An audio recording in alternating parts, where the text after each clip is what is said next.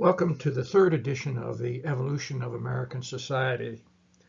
Today we will be discussing government and infrastructure, which provide the foundation for the economy and society, climate, which is impacting the economy and lives, education, which is the path to personal and national development, media, a source of information and news which affects social consensus, and technology, which when used properly can improve lives and offset declining productivity.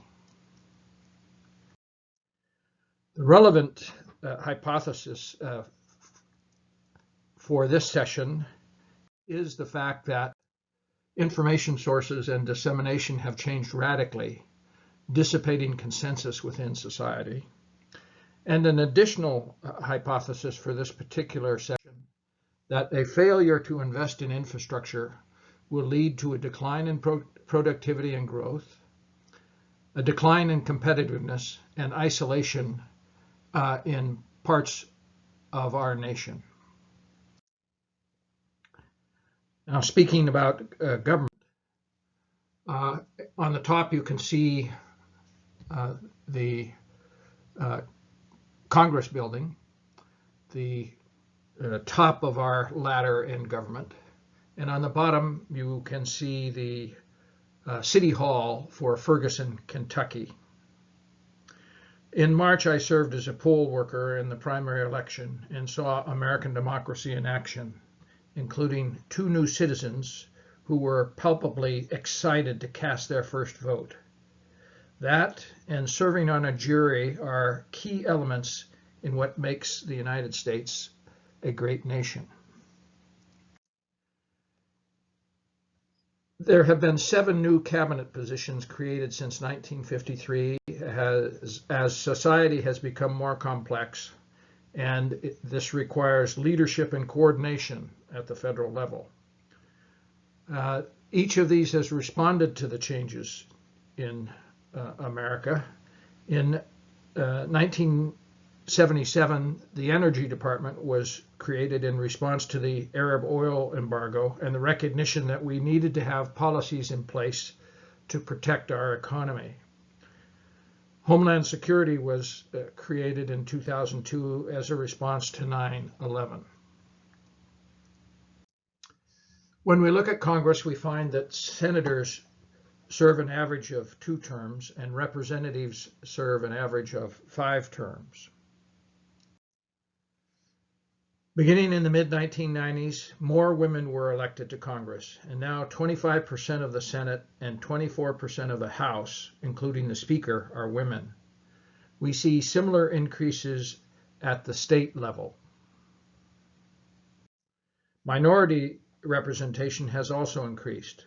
African Americans now represent 10.5% of the members of Congress, including the House and Senate.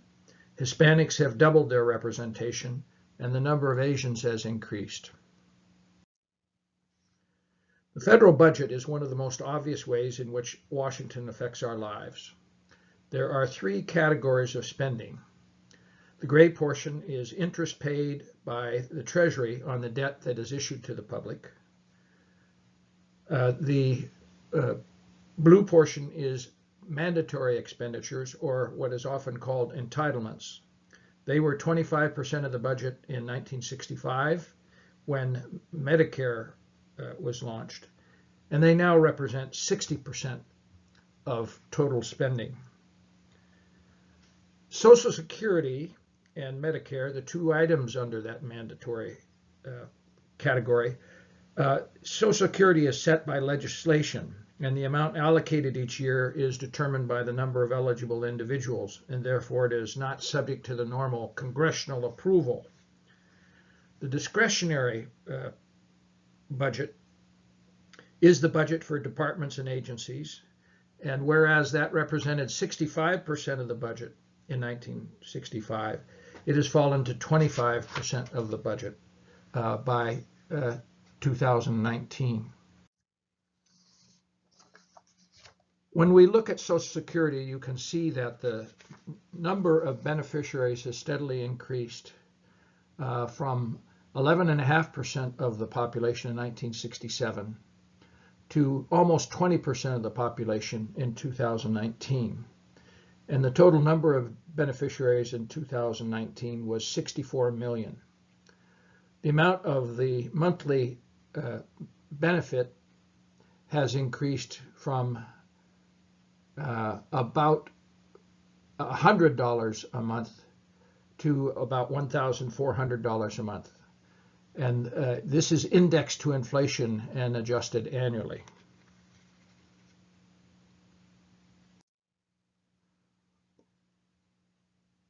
The payments that are made to beneficiaries will exceed the amount of money being paid into Social Security each year by current workers in the year 2023. And the accumulated trust fund will be exhausted by 2035. If there are no changes made between now and that time, Social Security will become a pay-as-you-go amount with annual payments being determined by how much is being paid in by current workers. This will obviously impact retirees and particularly those young workers employed in the workforce today. In 1969, Medicare was 4% of the budget. And by 2018, it had risen to 17% of the budget. Medicaid was 1% of the budget 50 years ago, and it has risen to 10%. There are 64 million beneficiaries of Medicare. When we look at the net interest cost, because the United States receives certain interest payments, that has averaged about $200 billion per year since the beginning of this century. That expense is going up as the deficit has increased and tax rates were reduced for corporations and individuals beginning in 2018. Projections indicate that the servicing of Treasury debt, the interest payments, and the entitlements under Social Security and Medicare will exceed total tax revenues in 2030. If this goes forward unchanged, then it would mean that all discretionary spending would be funded entirely by debt.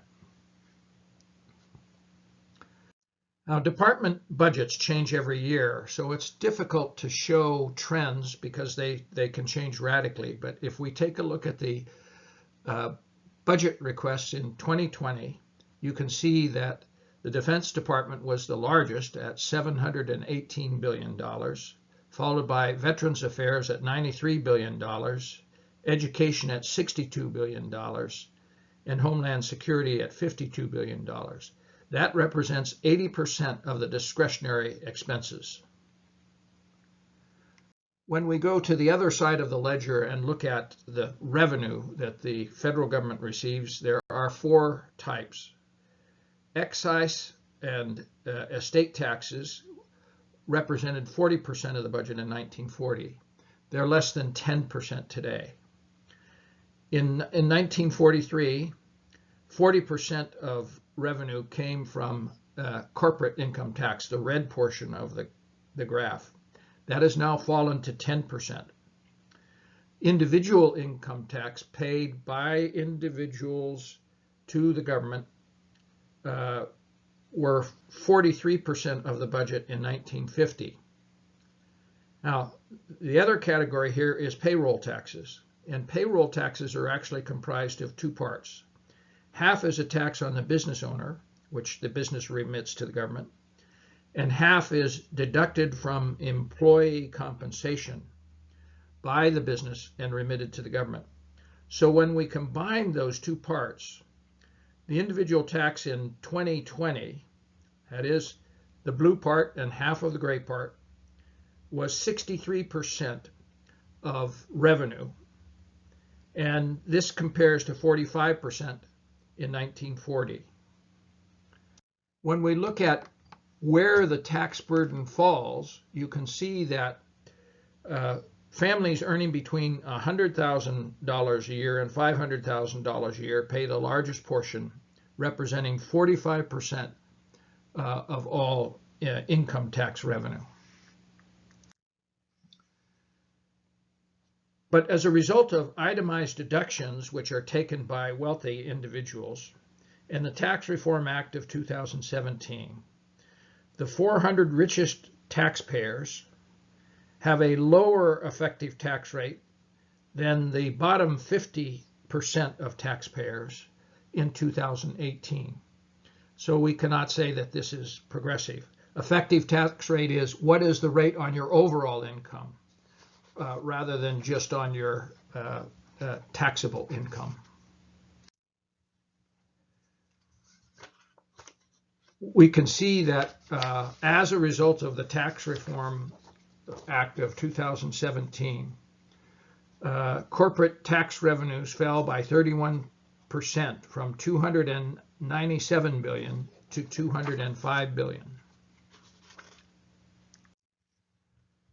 Since 1963, the U.S. has run deficits every year except for a brief period at the end of the 1990s.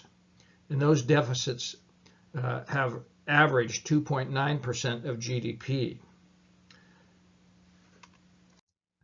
The deficit is covered by the issuance of three different types of Treasury securities: Treasury bills, which have a tenor from 1 month to 1 year; Treasury notes, which have a tenure of 1 to 5 years; and Treasury bonds, which can have a final maturity of 10 to 30 years. Treasury debt fell after World War II until the 1970s. And then it rose from 1975 until the budget surplus under President Clinton, and then began a sharp rise as the 2009 stimulus program was launched. When we take a look at state and local government spending, you can see that the primary items are elementary and secondary education and public welfare. Both of those are approximately 22% of total expenditures. And when we take a look at the breakdown of state and local revenues, you can see that they grew by about 2.4% per annum between 1977 and 2016. The largest portion of local government revenues come from the blue sector, which is federal government transfers, which totaled approximately $500 billion most recent year. Second largest source is property tax. The third is sales tax. The fourth is various charges, and the fifth is state income tax. New York State pays a total of, in 2018, paid a total of $247 billion in individual and corporate tax payments to the federal government, and received transfers of $225 billion. So they had a net payment to the federal government of $22 billion in 2018. In the case of California, we paid $429 billion and received $431 billion. We were a net recipient of $2 billion. In previous years, we were a net payer. 8 states are net payers, and the largest net recipients are Virginia at $96 billion and Maryland at $48 billion, because they have substantial federal government agency presence in those states, renting space and such. The third largest net recipient is Kentucky at $45 billion. The largest portion of those federal transfers are support for health programs, in particular Medicaid. And when we look at the issue of state pension funds, we see there is a serious threat to long-term solvency of the pension funds. States generally offer defined benefit pensions. That is, they enter into a contract where they guarantee to pay a certain amount of the employee's salary into the pension fund. This compares to private industry, which generally offers defined contribution. They guarantee to pay a certain percent in, but they don't guarantee what benefits will be received. I may have mixed that up not very well, but basically the states are guaranteeing to pay a certain level of benefits to the employees upon retirement. Private companies are guaranteeing to pay a certain amount into the pension fund, but not offering any guarantee on the yield. Now, these are generous terms, and the problem is that it depends upon the investment performance of the pension fund, and most state and local pension funds were badly affected in the 2008 market crash.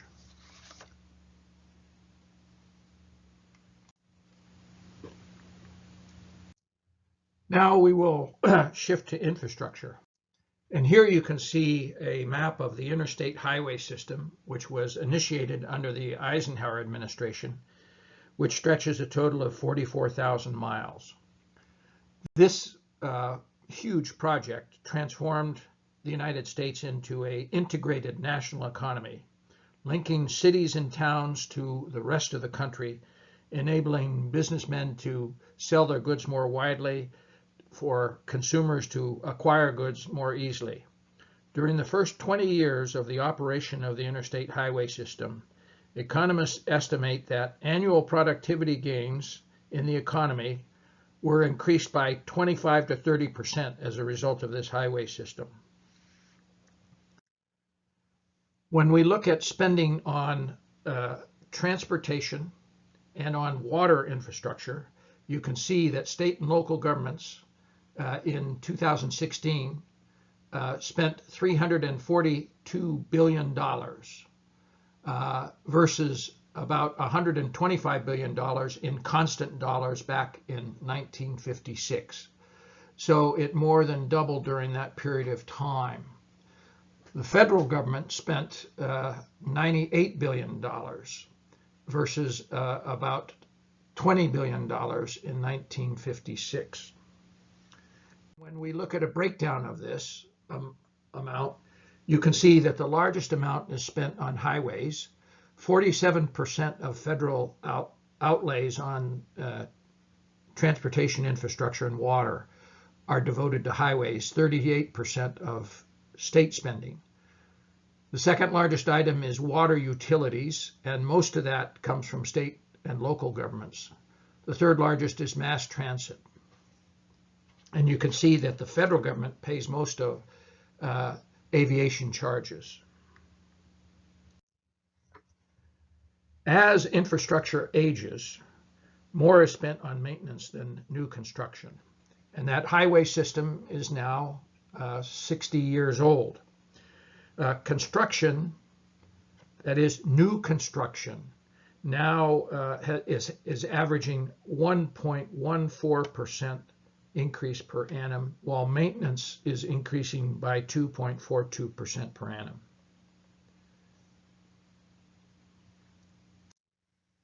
And when we take a look at the total amount spent, we see that the percentage of GDP devoted to infrastructure is 2.3%. While the absolute amount may be increasing, it is not keeping pace with economic growth and the needs of the economy to continue to expand. As an example, we take a look at interstate highway spending, federal grants for transportation. They grew from 0.1% of GDP to 0.6% of GDP during the period in which the interstate highway system was being built. Subsequently to that, they have declined to about 0.3% of GDP. The federal gas tax is 18.4 cents per gallon, a major source of funding for this program, but it has been unchanged since 1993. Yet highways are an essential part of freight and passenger transportation. When you don't spend enough on building and maintaining infrastructure, this is what you get. And this is an extreme example, I agree, but it is an indication of the problems that we face with infrastructure.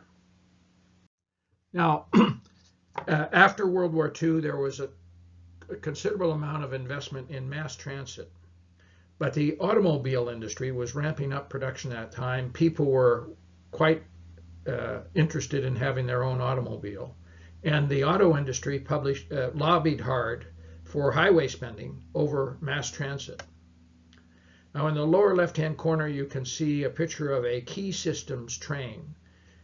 Key Systems operated between 1903 and 1960, connecting East Bay cities to San Francisco. When the Bay Bridge was built, trains had half of the lower deck, which they shared with trucks. But those tracks were removed in 1960s. Ironically, Bay Area Rapid Transit, which was to be a total transformation of mass transportation, began in 1972. Complete turnaround. 80% of workers drive to their place of employment. And you can see that the percentage that have taken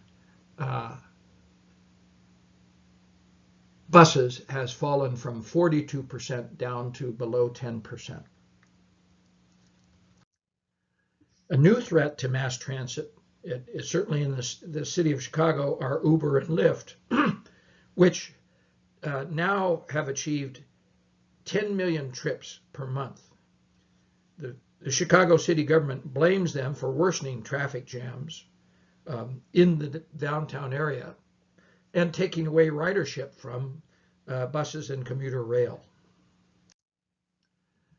The American Road and Transportation Builders Association produced a report which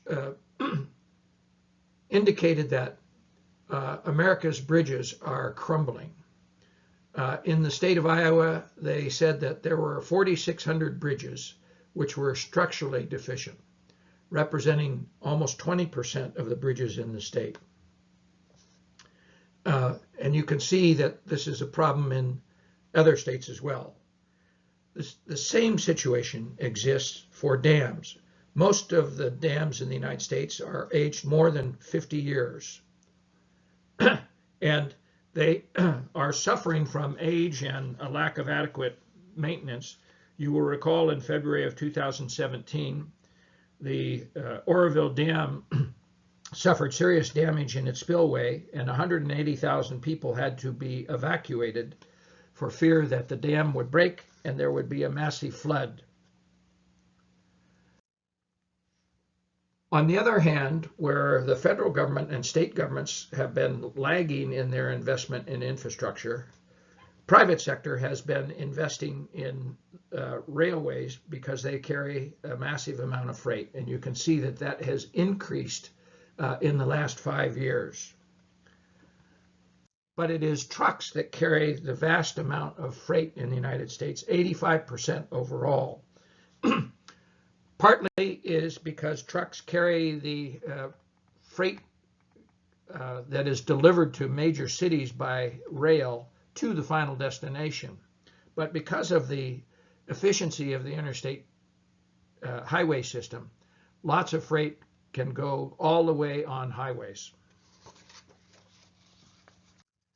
Now, in our last session, we talked about power generation. And what you see here is that going forward, renewables will increase their share of power generation from about 55% to almost 80%. We can also see what the impact of coal-fired plants are.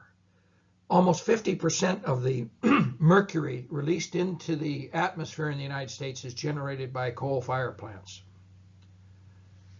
On the other hand, wind and solar do not generate gas or particle emissions or mercury emissions during their operations. Now, a very effective way to evaluate different sources of power generation are to look at the levelized cost, which is a financial comparison of lifetime cost, including construction and operation. Solar has fallen from $350 per megawatt hour to $50 between 2009 and 2017. Wind has fallen from 135 to 45, while coal has been relatively constant from $111 per megawatt hour to $103. So what is happening now is that electric companies are switching to gas, solar, and wind because of lower operating costs and less maintenance. And coal-fired plants are being taken out of service. This has a positive effect on air quality. But we also need to address the issue of unemployed miners and make sure that they get retrained into good paying jobs. Another form of infrastructure that is extremely important going forward is telecommunications and data transfers. This chart shows only the data transfer involving mobile telephones. And an exabyte, which is the measure used here, is a digit plus 18 zeros. It's an enormous amount of data, but it includes things like people watching videos on their cell phone. It is increasing by 50% every year. Now, here you can see the technology progression in the different types of telephones. The standard wired landline, or 1G, transmitted voice at 2 kilobytes per second. In 1992, second generation was introduced. That was the mobile telephone. It permitted voice and texting, and it transferred at 32 times faster than the landline. By 2001, we entered the third generation range, which included not only voice and texting, but allowed you to access the internet. And its speed was 2 megabytes per second. 4G was introduced in 2010, allowing voice, texting, internet access, and video. And its transfer speed is 100 megabytes, 50 times as fast as 3G. This year, we are seeing the advent of 5G, or fifth generation telephones, which allow voice, texting, internet access, ultra high D video, and ability to engage in remote operations. For the consumer, that means being able to turn on your lights or lock your door or other such functions. This is in factories. It's going to allow remote control of different kinds of operations. And 5G will be up to 1,000 times as fast as 4G. China has made 5G a real priority, and they now hold 32% of the patents on 5G devices and systems. Second largest number of patents is held by the World Intellectual Property Organization, which is part of the United Nations, and the United States holds 17% of the patents. South Korea has built a system, 5G system, which covers 85 cities. China has a system which now covers 57 cities. And the United States has a system which is covering parts of 50 cities. China has actually built more towers than any other country, which allows them to expand their coverage dramatically. The key requirements for a 5G system are bandwidth and towers, and this has to be a priority for the US. Private companies are moving forward, but they have been encountering difficulty in acquiring bandwidth so that 5G can operate at its optimum level.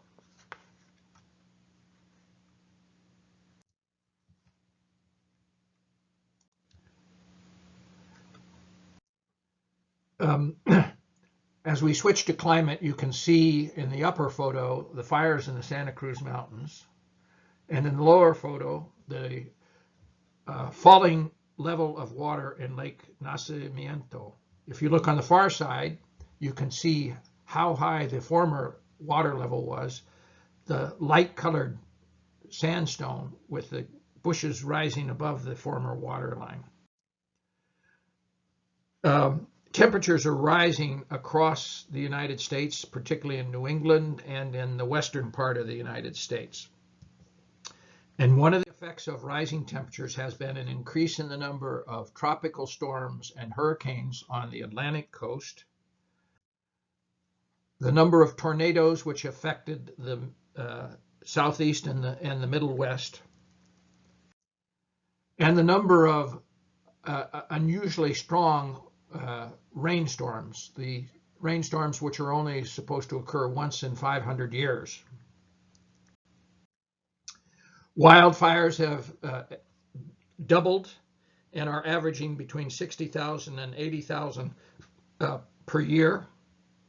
And in California, we know how bad this is. The Camp Fire in November of 2018 leveled the town of Paradise, killing 86 people and destroying 19,000 structures. The Tubbs Fire in October of 2017 in Napa and Sonoma killed 22 and destroyed 5,600 structures. California has gone through 2 decades of severe drought in this century, and you can see how it's intensified and how the period 2014 to 2017, 60% of the state was suffering from exceptional drought. Freshwater shortages are a global phenomena, and you can see in the United States that they affect almost all states. There are only 8 states which are free from a shortage. It is surprising that Montana has the worst shortage. The major source of greenhouse gas emissions, the primarily carbon dioxide, come from power plants, the part in blue. The second largest is transportation, the red band. When I was working for the World Bank in China, climate change was a major area of our concern, and we did work on financing renewable energy, but we also did some entrepreneurial efforts in clean technology. As an example, we worked with cement plants. Cement plants basically bake components, and they use an enormous amount of energy to do that. By installing heat recovery equipment, you can reduce the power bill by 40%. And the cost savings on this pay for the cost of the equipment in 2 to 2.5 years. That produces free savings going forward after that. It also reduces particle emissions. So many of these responses to climate change actually pay for themselves by reducing the use of energy and improving the living environment. In California, the biggest generator of CO2 emissions and other greenhouse gases are automobiles because of the large number we have in the state, 36 million vehicles in total. California has reduced greenhouse gas emissions in power generation by switching to renewables. And you can see that despite the large number of automobiles, California has one of the lowest levels of CO2 emissions in the country. Now, California has achieved this partly through the shift to renewable power, where we're getting more of our electricity from wind and solar. But one of the major initiatives of California has been to set high mileage requirements, efficiency requirements, and low emission requirements for automobiles. We have a large volume of hybrid and all-electric cars sold in the state. California standards have been adopted by 15 other states in whole or part because they also see the benefits that come from these standards, with fewer respiratory and cancer issues, as well as better overall air quality.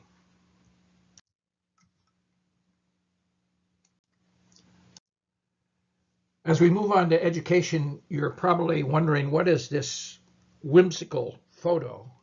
It's Arthur and Catherine Murray, who had a network of dance studios across the country, teaching ballroom dancing, as well as a weekly TV show.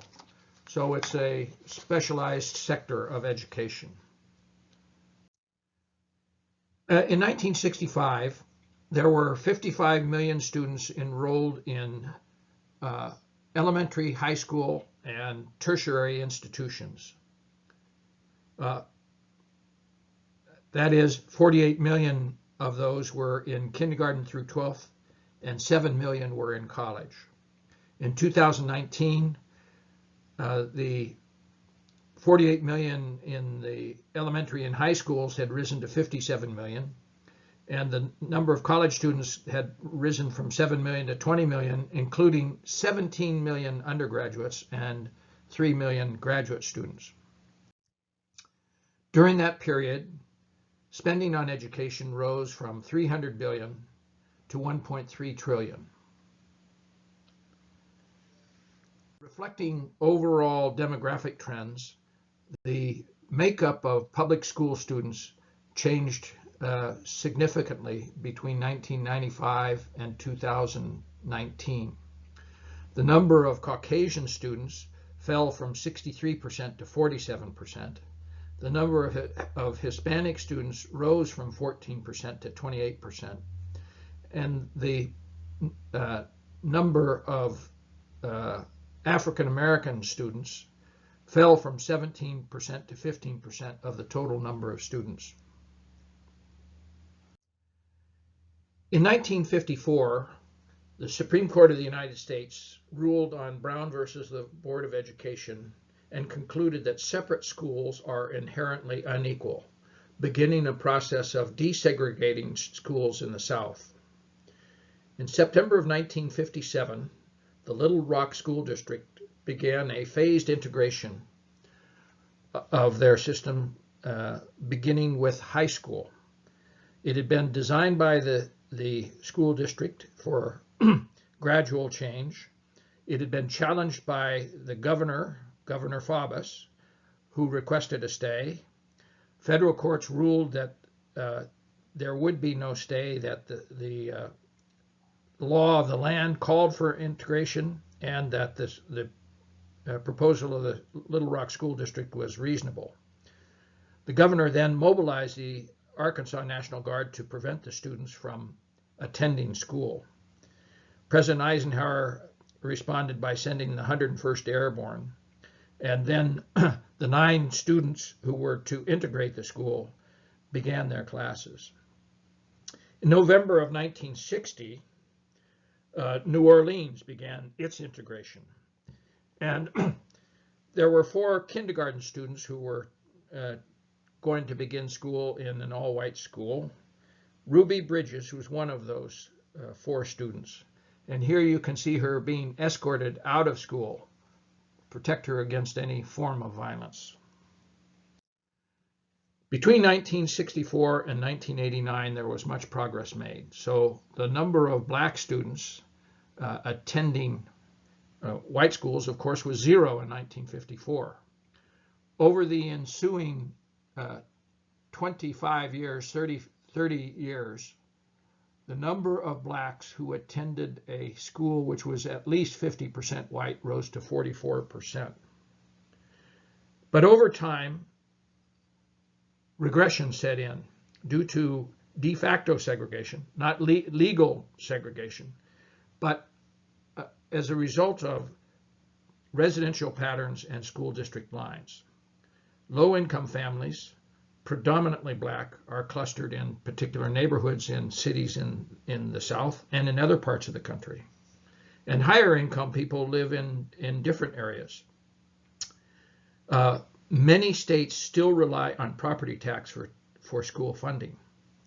And so district lines have been established which effectively separate black families and white families. This is another example of what the Supreme Court ruled in 1954 is unacceptable, because poor districts are inherently unequal. It is not just an issue in the South. It's an issue across the country, as you can see, in scattered places.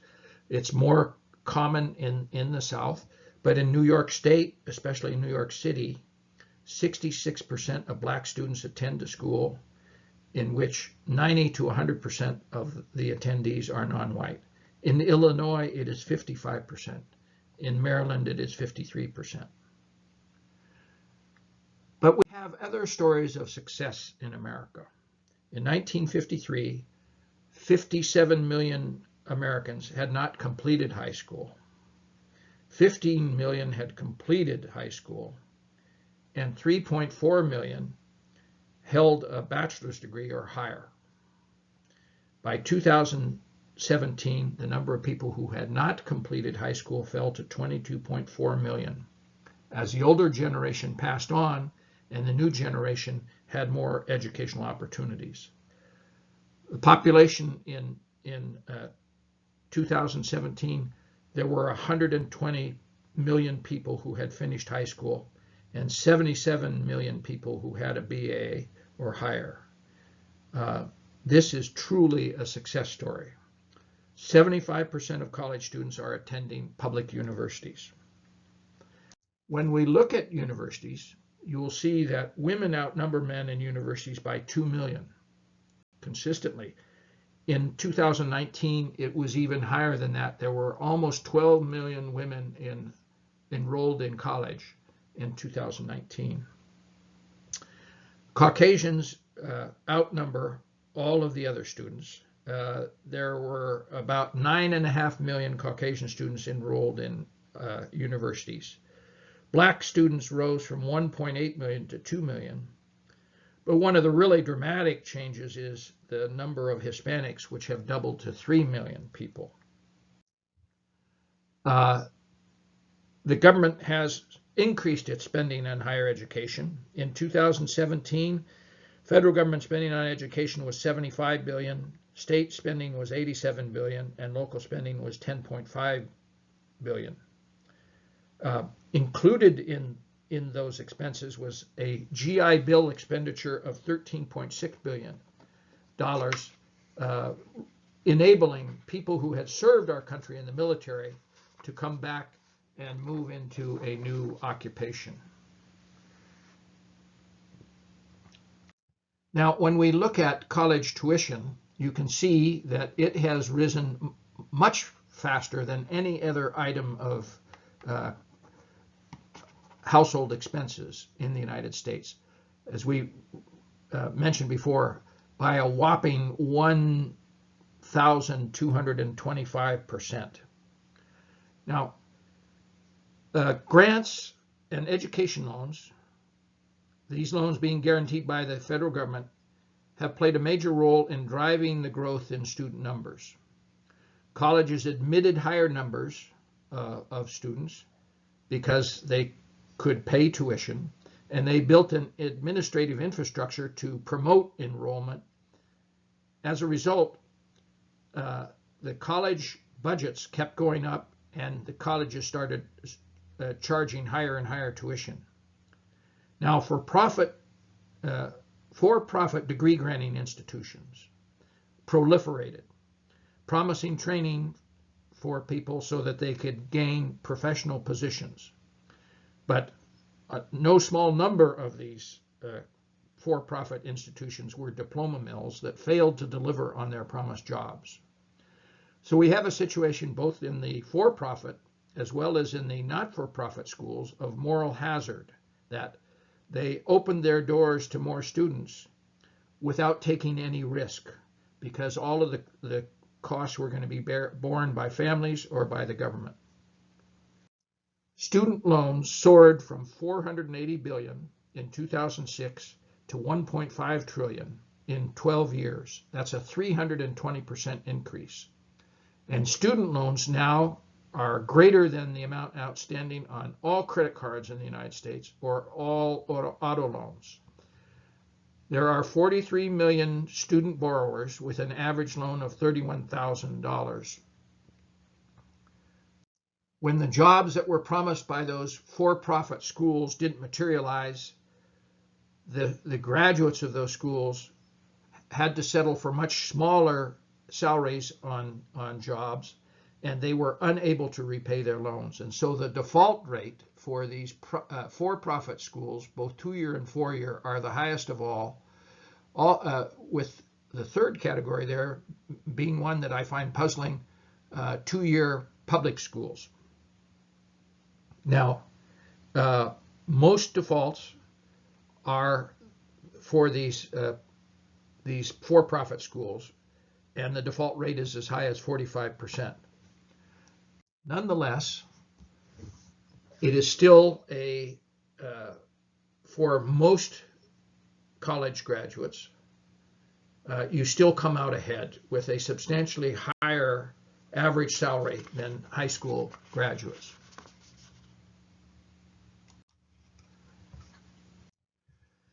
Now we're going to go on and discuss the media.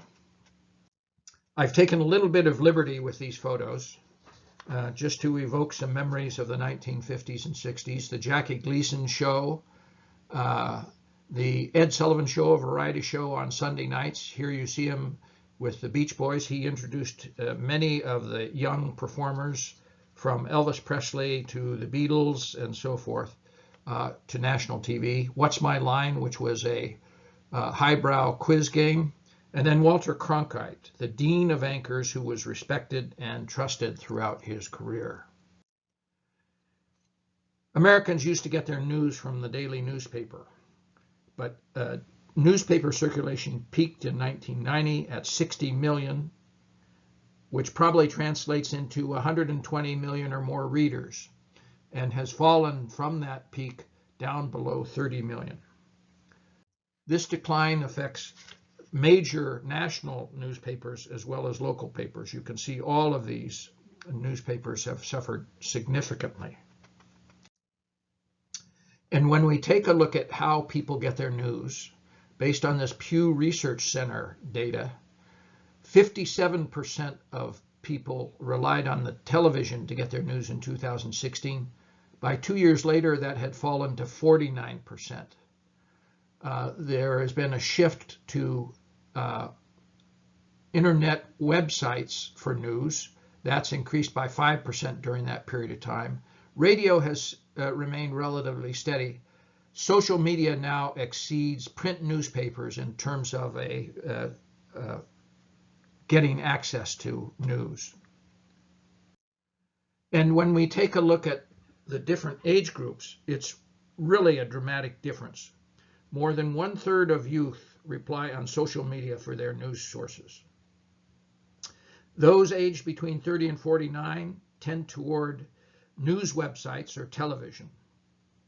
And older people rely on TV, with the boomer generation, those that were born between 1945 and 1965, also being substantial print newspaper readers.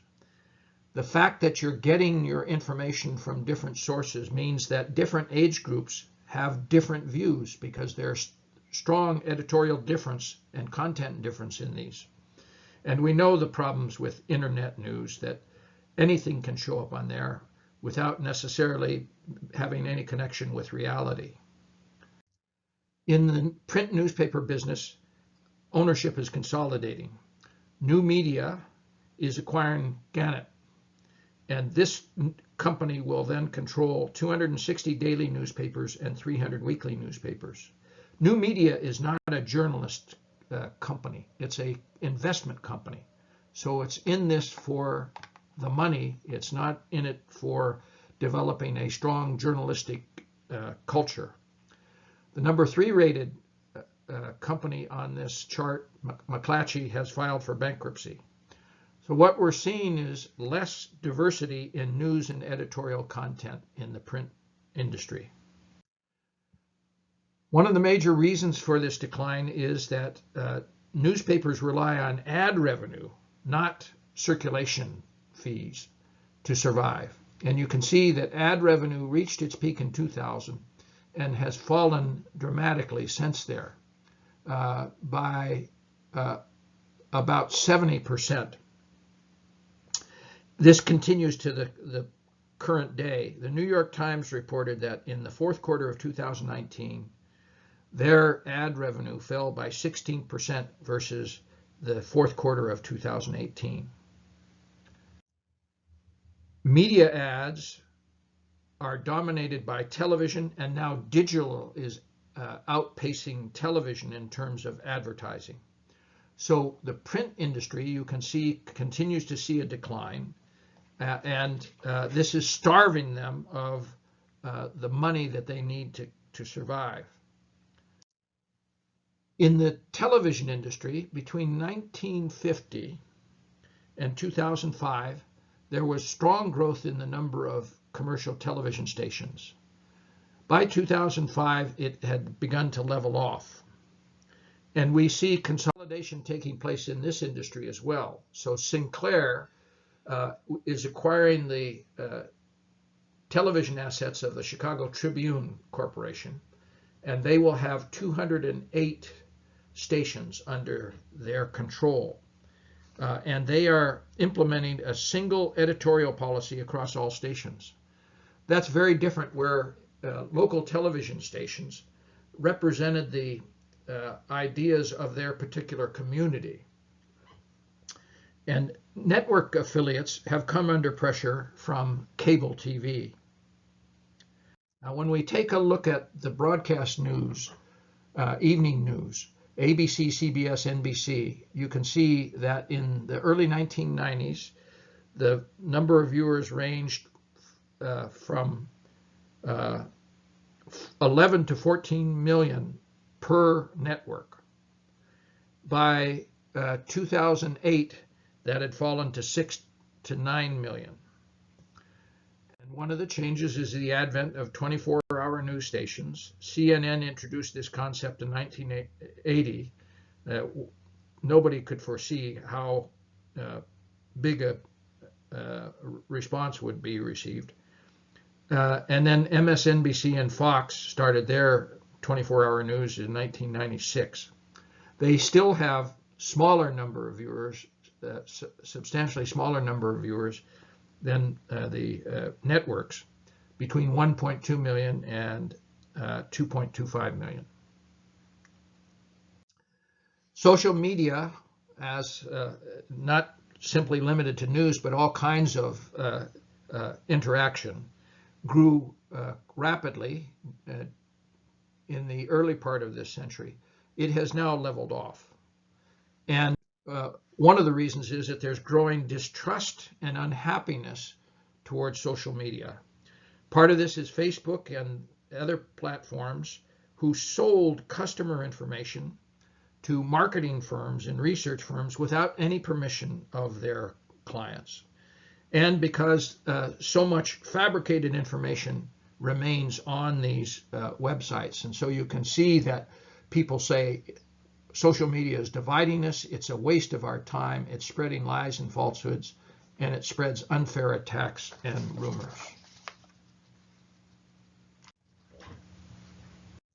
Now we move on to technology. And here on the left-hand side, you can see a drone carrying pizza. Drones are growing in capacity, and they could have a substantial impact on the delivery of goods anywhere in the United States. On the right-hand side, we have one of the greatest inventions of all mankind, the lava lamp, a mesmerizing tool that keeps our eyes occupied constantly, if you can find them anymore. Here is what I call the big daddy of technological achievements. Apollo 11, landing on the moon, a tremendous achievement in 1969.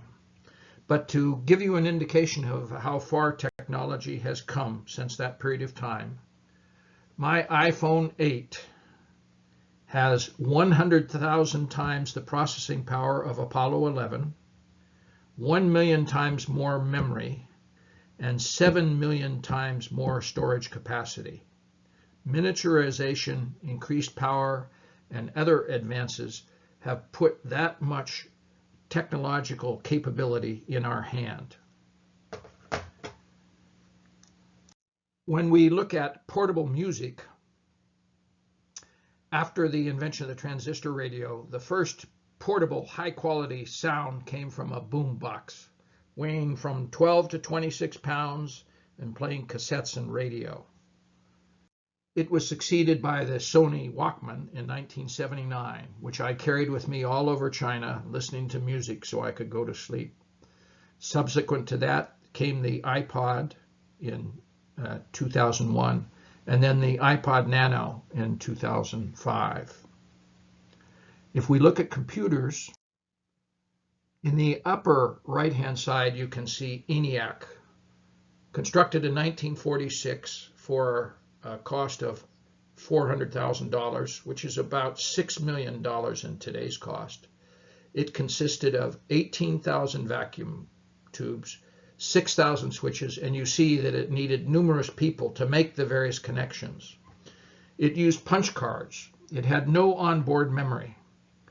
In the lower corner, you can see a Mac Pro, which has 32 gigabytes of memory.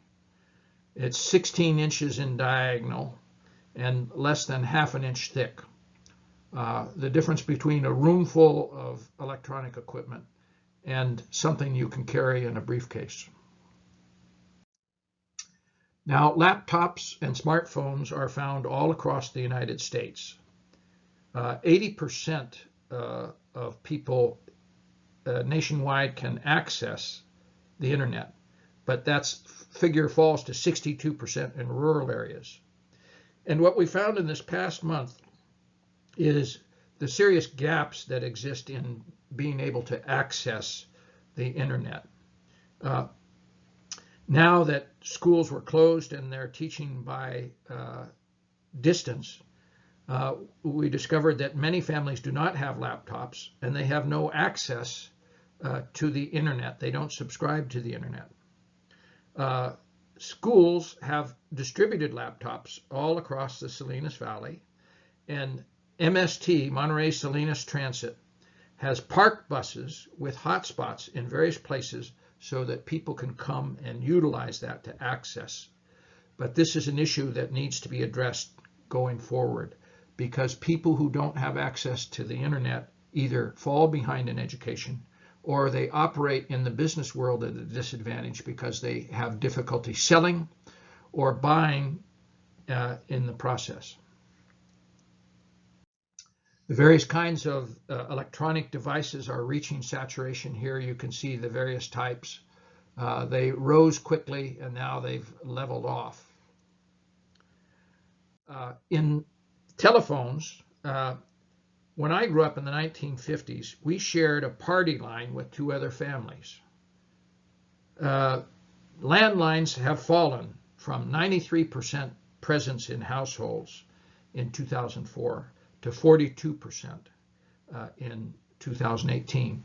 Because of the convenience of the mobile telephone, less and less reliance is required on landlines.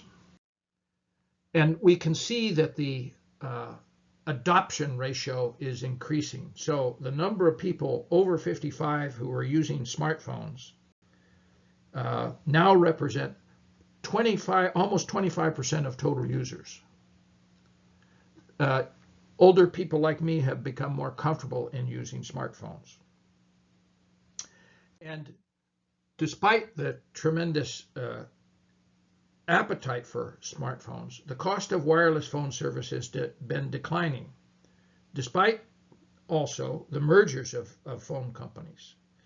And this relates back to our point in the telecommunications industry that AT&T was disbanded, and now it's been reconstituted to a large extent. Because the prices haven't changed, the Department of Justice is saying there is adequate competition to avoid antitrust charges. Now, because new smartphones combine multiple apps and capabilities, and they have high-quality cameras, standalone digital devices are disappearing, such as digital cameras, as navigation systems, and media players. You can put all of this stuff right on your smartphone. When we look at the telecommunications industry and the entertainment industry, you can see the evolution here over time. In the past, telecommunications companies, including phones and television, carried programs. They were carriers, and most of those programs were produced by other companies. But now, in order to survive, these carriers are transforming themselves into producers of entertainment, the only way that they can compete against the other carriers. And one of the major contributors to this is streaming service, where a customer can view a television show or a movie at any time according to their convenience, not according to the schedule of a television station and such. This is dominated by Netflix, which started out as a company renting videotapes and then video CDs and sending them out by mail. And now it operates strictly online, and it also produces original content.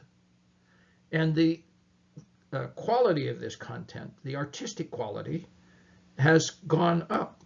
In 2020, there were 24 Oscar nominations for Netflix-produced videos.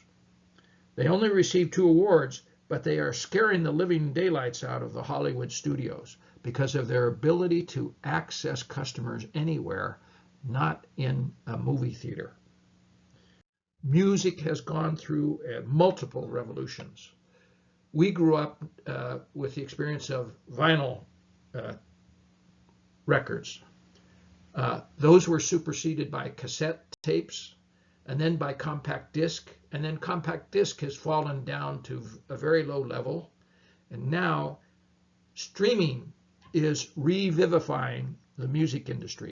Here you can see recorded music revenues from 2000 to 2015, steadily in decline until 2015. And then because of more streaming services, it's climbing again.